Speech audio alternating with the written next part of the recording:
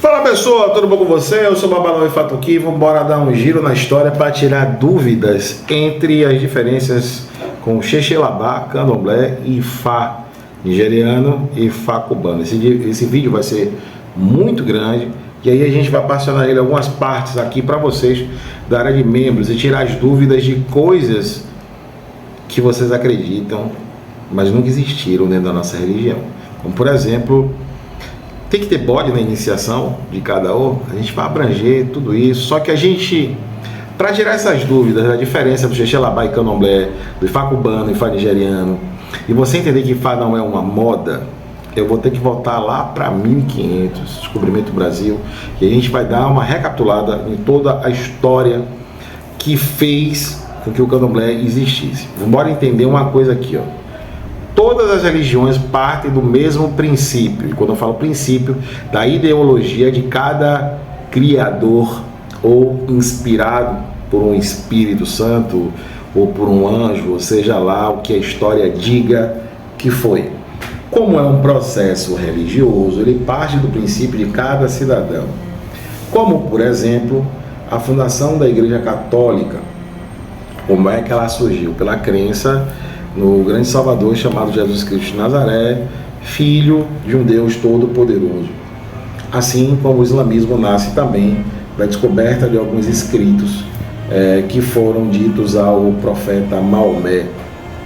E todas as religiões que vieram oriundas. Essas não são as duas principais, mas, por exemplo, o que nos interessa nesse vídeo de hoje é entender a diferença entre o Xexelabá, culto de orixá, e o Candomblé, que também é um culto de orixá, porém diaspórico. E aí essas diferenças, elas são muito gritantes, pelo menos da forma do culto ao orixá. O Xexelabá, quanto nós, pertencentes à Afro-Ciberdelia, ou melhor dizendo, essa África que existe aqui no Brasil, com seus costumes, comidas, religião, é muito parecida com o que acontece no contexto africano.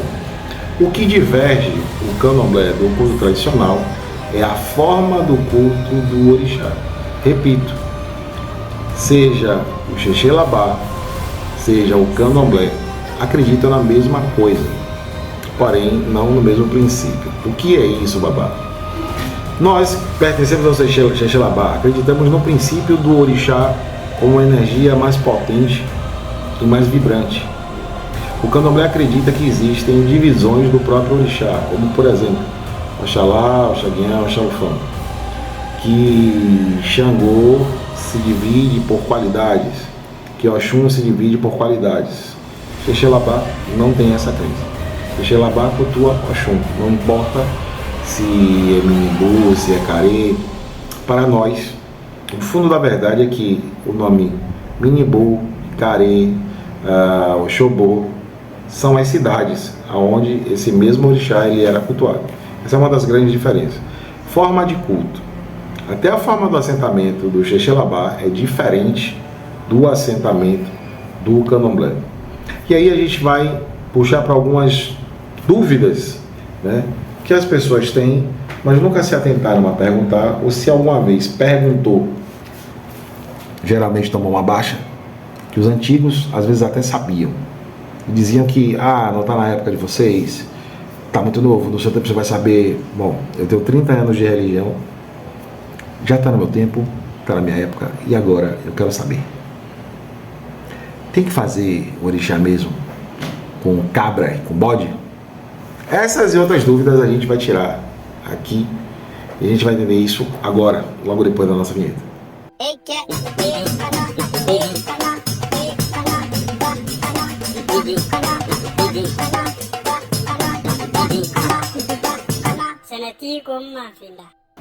Para que a gente tire essa dúvida, e eu tenho várias dúvidas que eu queria compartilhar com vocês aqui, uma delas é assim, para iniciar um AU eu preciso necessariamente dar um bicho de 4 pés para ele.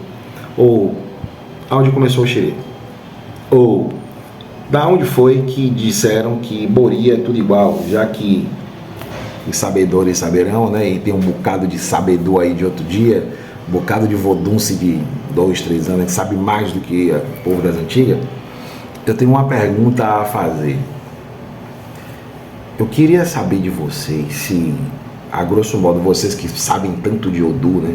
Falam tanto de Odu, se existem 16 Odus, e cada Odu é um caminho, cada Odu é um destino, cada um desses Odus não teria um bori diferente para fazer nas pessoas e não repetir a mesma coisa?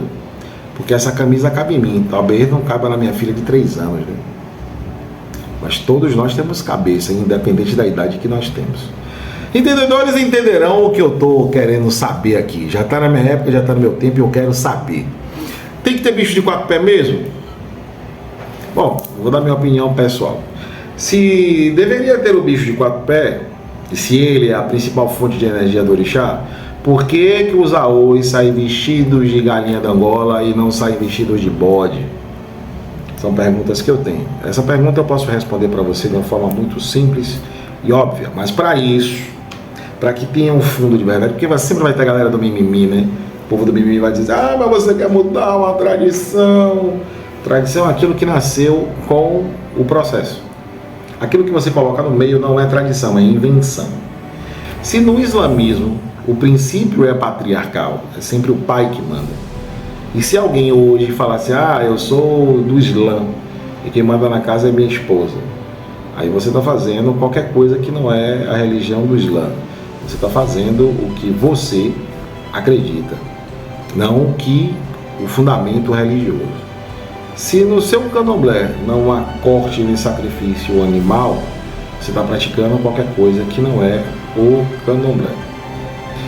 E aí vem outras dúvidas que nós temos, né? Por que se fala a nação de Queto, se esses escravos vieram de Oió? Por que está dizendo que a nação é de Queto? Então essas dúvidas que a gente vai tirar nessa sequência de vídeo que a gente vai fazer, coisas que você deveria saber, mas professa uma verdade que não é a sua. Vamos nessa, né? Então vamos para o princípio do que a gente quer falar. O processo escravagista ele foi dado de uma forma muito violenta, muito grotesca. Os negros vieram para cá, para o Brasil, mais especificamente, hoje eu estou falando aqui de Salvador, mais especificamente pela costa do Brasil, e foram traficados de Salvador para outras regiões, né? Recôncavo da Bahia, Espírito Santo, Minas Gerais, mais especificamente para um lugar chamado em São João del Rei, um município de Minas Gerais, onde tinha uma fazenda muito próximo do Rio das Mortes, né? No pequeno município que na época era uma província ainda, uma capitania, né? Lá de Laje, Minas Gerais. E lá se dá o primeiro processo escravagista, pelo menos o que foi registrado. Os primeiros escravos, os negros encaminhados para o Brasil pela expedição de Martim Afonso, esse que não era branco, ele era mestiço, né? Ele fazia esse tipo de coisa. O Martim Afonso de Souza, em 1530, ele traz os primeiros escravos vindo da Guiné, tem a Guiné-Bissau e tem a Guiné.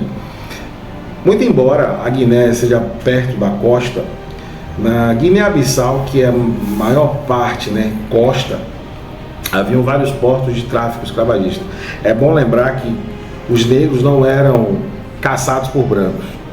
Os negros caçavam negros, dependendo de sua etnia, se eles fossem contra aquele processo étnico. Como, por exemplo, há quem diga que no Brasil não há racismo, que no Brasil não tem preconceito. Há quem diga que não, né? Mas enfim, só nós que somos da religião sabemos o peso da cor da nossa pele e o peso do branco que a gente usa. Até porque, quando vem uma pessoa preta vestida de branco, eles chamam de, parece um pai de santo. Ninguém fala que é um médico, enfermeiro, técnico. É sempre associado ao processo religioso, né? Mas não tem preconceito no Brasil. Vamos voltar aqui para o raciocínio. Então, como eu estava falando, né, o primeiro tráfico escravagista, em 1530, feito por Martim Afonso de Souza, vindo da Guiné, trazendo vários escravos. Na década de 1550, o comércio negreiro ele se instala de forma mais potente, até por conta do governador-geral da capitania de Salvador, um cara chamado Correia Sá, que ele aprova e assina, que também era mestiço. Escorreaçar, ele também ele aprova o processo escravagista, e esse processo vai durar 300 anos. E aí temos lá a conversa, né, que Princesa Isabel assinou. Mas isso é para outra história. O que a gente quer aqui é vir no foco de entender nosso processo religioso. Vamos compreender o seguinte, que naquela época, os processos culturais, os processos de vida, o processo social era outro. As mulheres não tinham liberdade para falar nem fazer nada, porque o processo social aqui sempre foi patriarcal. Os homens defendiam suas casas, suas propriedades, as esposas eram protegidas, as esposas não eram feministas, elas eram femininas. O processo de aculturamento era outro. Uma família muito grande, como por exemplo, talvez te lembre alguma coisa, os mais velhos sentavam à mesa, os casados sentavam à mesa com suas respectivas esposas ou maridos, e as crianças geralmente sentavam ao chão quando não haviam bancos ou cadeiras. As crianças sentavam ao chão, botavam-se esteiras no chão, e as crianças se sentavam ali e comiam. Era assim que funcionava no domingo do macarrão na casa da minha avó. Lembra muito, é uma questão do candomblé, né? Os mais velhos sentam, os ajoiês, ogães, né? Os mais velhos, os abás sentam, e os mais novos vão sentar na esteira.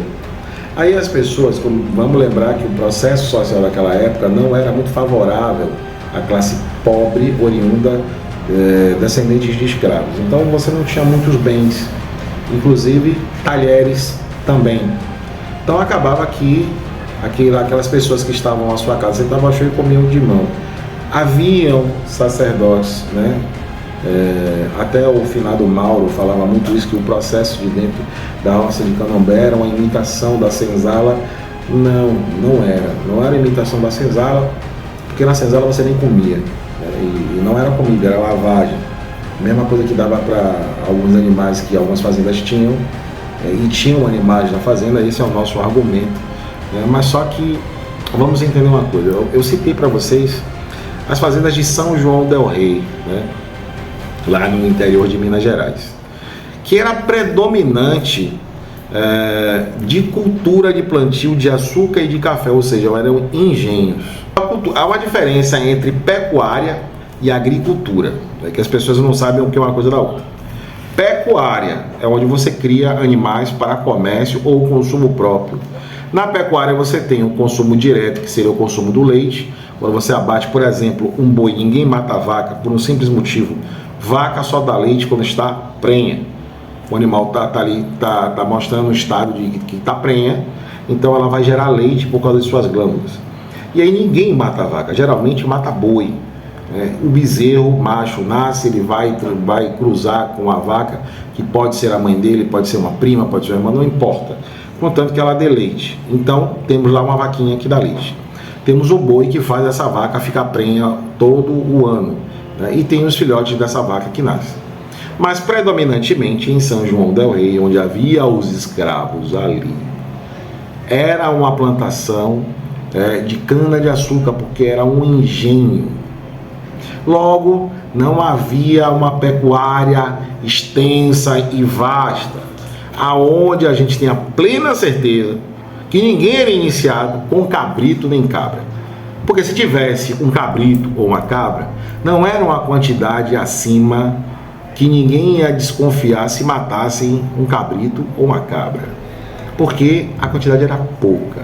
Então vamos lá dar um chute aqui e dizer que nessa fazenda, aonde a pecuária não existia, e sim uma pequena criação, que a gente não pode dizer que é gado de comércio, é gado de consumo, de produção de leite, porque eles eram, em sua grande maioria, portugueses ou italianos. Porém, no princípio aqui, Brasil, colônia, sempre houveram portugueses aqui, tomando conta do que não eram deles, né? Mas esses que estavam aqui eram donos de engenho, onde em sua grande parte era cana-de-açúcar, ou em outra cultura que já não era engenho, né? O engenho só faz beneficiamento de cana-de-açúcar, onde você tira a rapadura, onde você tira o açúcar mascavo Depois veio a cultura de fazer o açúcar cristal, que é aquele açúcar mais branco, que é o açúcar polido. O bagaço da cana que virava comida para essa produção pecuária, que era pequena entre os fazendeiros dali. E a aguardente foi uma descoberta de forma empírica. Descobriram que poderia fazer cachaça nos engenhos. E 100% dessa mão de obra, ela começou sendo indígena, depois ela cai para a produção 100% de mão de obra africana. Se engana também quem acha que, como dos livros de história, essa imagem que você vai ver, por exemplo, aí, que a MOC mostra esse barracão grande, né, os escravos presos. Não, você vai tirar uma perspectiva de mais ou menos como eram cada senzala, porque cada espaço a ser conquistado naquele tinha custo, né? Você vai perceber que na novela Renascer, Cabocla, Assim a Moça, as casas que aparecem de época são casas sempre altas, não é isso? Primeiro porque afastava aquela casa do chão, afastava aquela casa de qualquer animal peçonhento, né? De aranha, de cobra, né? Se tinha uma certa segurança desses animais peçonhentos, mas esse espaço abaixo da casa, ele era utilizado para quê? Para botar as carnes vivas que não tinham alma, nós, negros, né? Éramos colocados embaixo das casas. Daí também se explica que os ibais de santo, da galera antiga, né? Dos nossos abades, eles eram pequenos, porque esses eram montados com coisas que eram furtadas de dentro da cozinha da casa grande, né? Que era a casa onde os brancos moravam.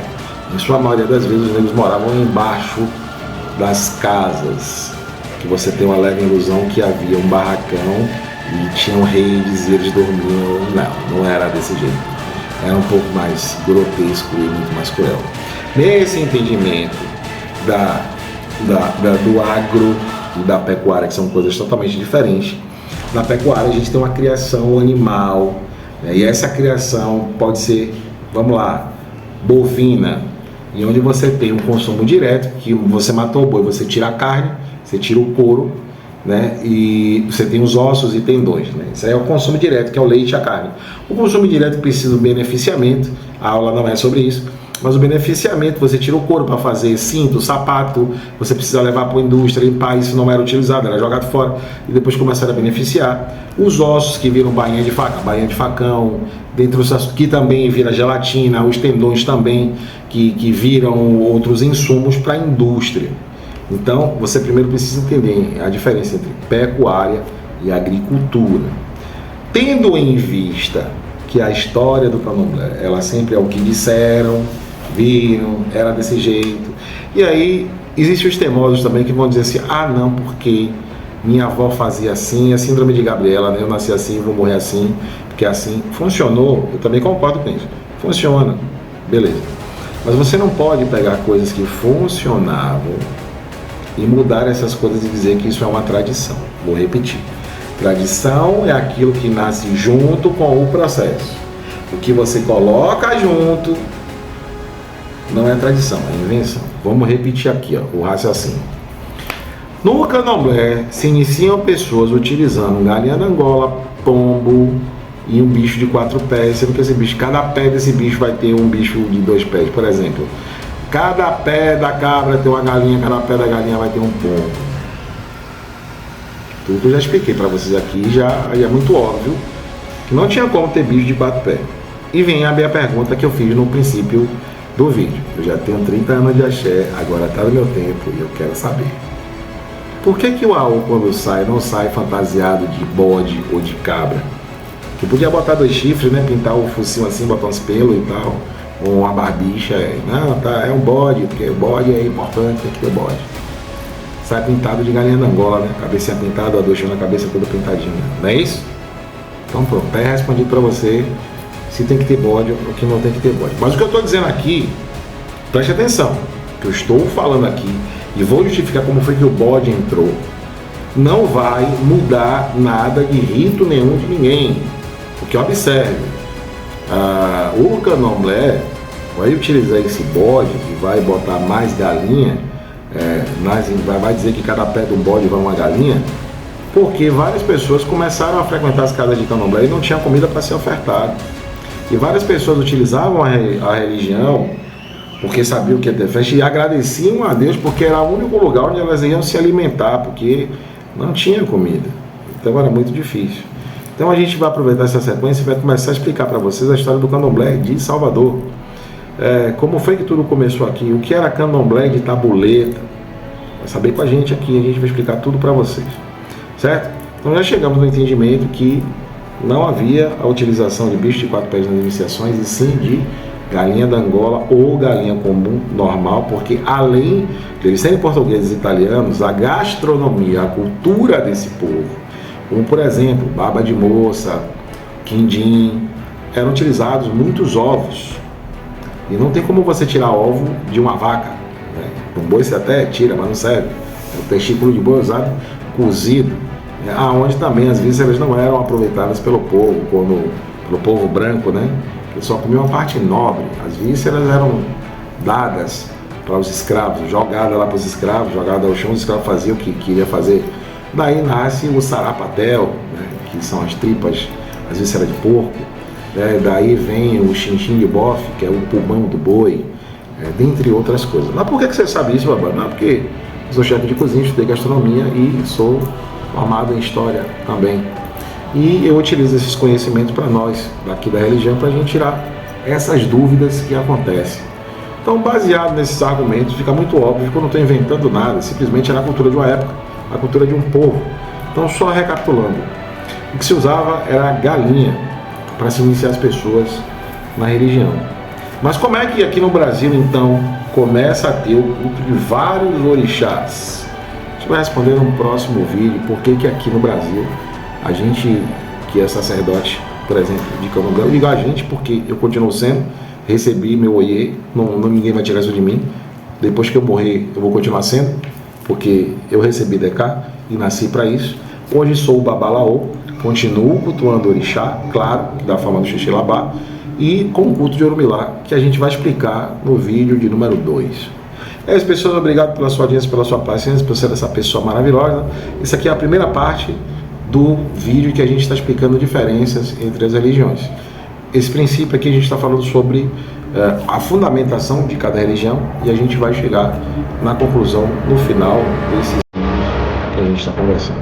Obrigado pela sua audiência, pela sua paciência, e até o próximo vídeo.